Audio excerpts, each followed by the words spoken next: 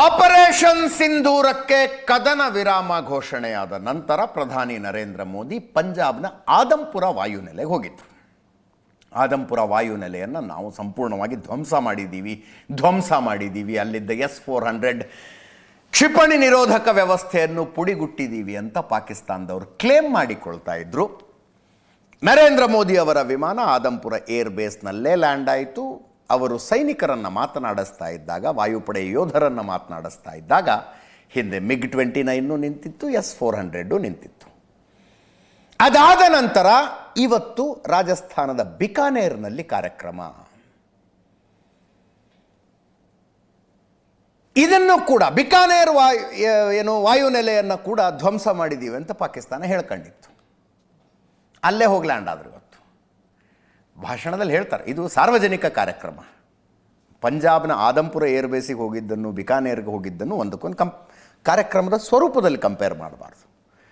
ಆದಂಪುರಕ್ಕೆ ಹೋಗಿದ್ದು ವಾಯುಸೇನೆಯ ಸೈನಿಕರನ್ನು, ಪೈಲಟ್ಗಳನ್ನು ಮಾತಾಡಿಸೋದಕ್ಕೆ ಅಂತಾನೆ. ಇಲ್ಲಿ ವಿವಿಧ ಅಭಿವೃದ್ಧಿ ಕಾಮಗಾರಿಗಳಿಗೆ ಉದ್ಘಾಟನೆ, ಚಾಲನೆ ಕೊಡೋದಕ್ಕೆ ಕರ್ನಾಟಕ ಸೇರಿದಂತೆ ದೇಶದ 18 ರಾಜ್ಯಗಳು ಮತ್ತು ಕೇಂದ್ರಾಡಳಿತ ಪ್ರದೇಶಗಳ 103 ರೈಲ್ವೆ ಸ್ಟೇಷನ್ಗಳನ್ನು ಹೊಸದಾಗಿ ಕಟ್ಟಿದ್ದಾರೆ. ಅಮೃತ್ ಭಾರತ ನಿಲ್ದಾಣ ಯೋಜನೆ ಅಡಿಯಲ್ಲಿ 18 ರಾಜ್ಯಗಳ 86 ಜಿಲ್ಲೆಗಳ ರೈಲು ನಿಲ್ದಾಣಗಳು, ಒಟ್ಟು 103 ರೈಲ್ವೆ ಸ್ಟೇಷನ್ಗಳ ನವೀಕರಣ 1100 ಕೋಟಿ ರೂಪಾಯಿ ಖರ್ಚಿನಲ್ಲಾಗಿದೆ. ಇದು ಆ ಎಲ್ಲ ರೈಲ್ವೆ ಸ್ಟೇಷನ್ಗಳ ಲೋಕಾರ್ಪಣೆಯನ್ನು ಬಿಕಾನೇರ್ನಿಂದಲೇ ಮಾಡಿದ್ರು. ಆ ಕಾರ್ಯಕ್ರಮ ಇದು.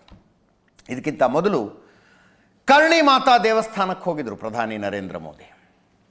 ಕರ್ಣಿ ಮಾತಾ ದೇವಸ್ಥಾನ ತುಂಬ ಜನ ನಡ್ಕೊಳ್ತಾರಲ್ಲಿ. ಅಲ್ಲಿ ಹೋಗಿ ವಿಶೇಷ ಪೂಜೆ ಸಲ್ಲಿಸಿ ಆ ನಂತರ ಬಿಕಾನೇರ್ನ ಪಬ್ಲಿಕ್ ಫಂಕ್ಷನ್ನಿಗೆ ಬಂದರು. ಒಟ್ಟು 26,000 ಕೋಟಿ ರೂಪಾಯಿ ಮೌಲ್ಯದ ಅಭಿವೃದ್ಧಿ ಕಾಮಗಾರಿಗಳು.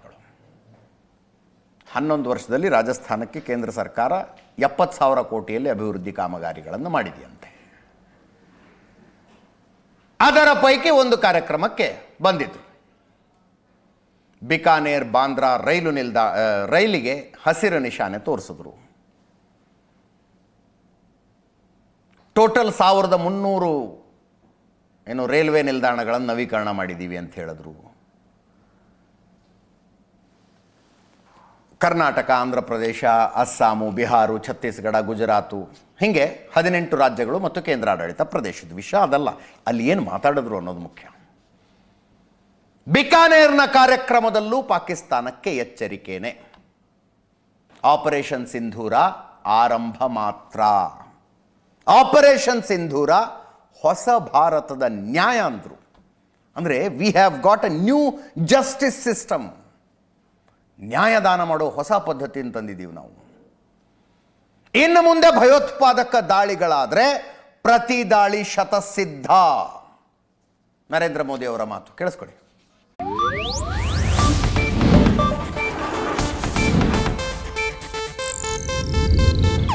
ಇದು ಏಷ್ಯಾನೆಟ್ ನ್ಯೂಸ್ ನೆಟ್ವರ್ಕ್ ಪ್ರಸ್ತುತಿ.